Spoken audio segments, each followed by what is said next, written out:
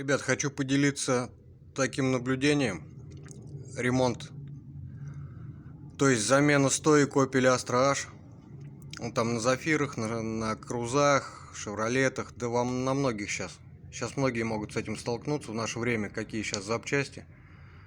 Бренд хороший, а делается все в Китае.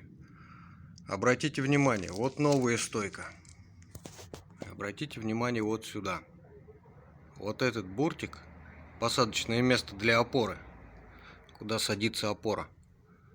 Вот так вот. Когда она одевается, посадочное место ее. Это место здесь на новых стойках 5 миллиметров. А вот родная стойка, которая была изначально на Opel. Здесь посадочное место, вот этот вот бортик, он 2,5 миллиметра. Здесь опора садится вровень, потому что все родное, гайкой затягивается, стука нет. А с этими стоечками все собрал, все поставил, затянул, думаю, ну все новое, все будет хорошо. Поехал попробовать. Стук неимоверный, металлический, прям грохот идет.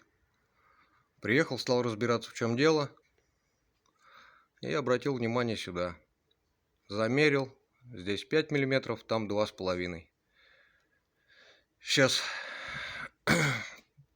под верхнюю гайку, когда все соберу, опору поставлю,